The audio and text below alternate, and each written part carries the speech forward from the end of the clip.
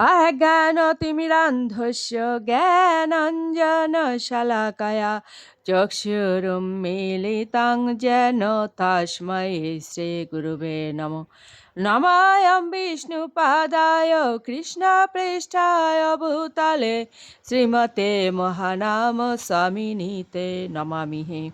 वाञ्छाकल्पतरुभ्यश्च कृपा सिन्धुभ्येव च पतितानां पावनेभ्यो वैष्णवेभ्यो नमो नमः।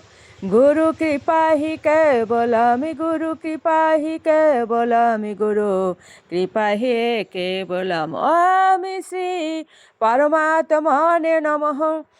ओम श्रीमद्भगवते श्रीगीताय नमः। नारायणं नमस्कृत्य नरं चैव नरोत्तमं देवीं सरस्वतीं व्यासं ततो जयमुदीरयेत्। मूकं करोति वाचालं पङ्गुं लङ्घयते गिरिं यत्कृपातमहं वन्दे परमानन्दमाधवम्। ओम नमो भगवते वासुदेवाय। ओम नमो भगवते वासुदेवाय। ओम नमो भगवते वासुदेवाय। श्रीमद्भगवते श्रीगीताय नमः। श्रीगीताय नमः। श्रीगीताय नमः। श्रीमद्भगवद गीता नवम अध्याय राजगुच्छ योग श्लोक संख्या 20।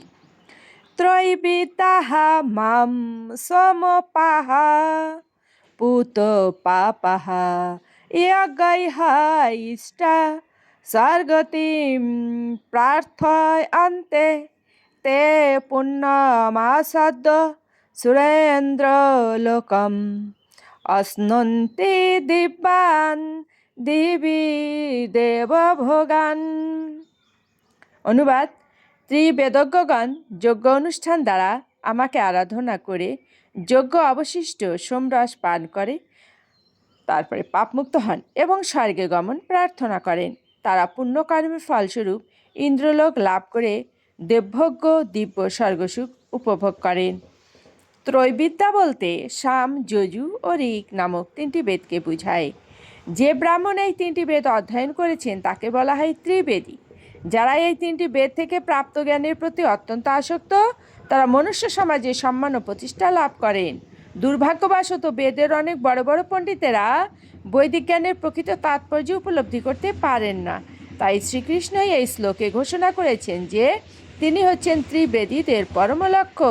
যথার্থ ত্রিবেদী শ্রীকৃষ্ণের চরণাবিন্দে শরণাগত হন এবং তার প্রীতি উৎপাদনের জন্য বিশুদ্ধ ভক্তি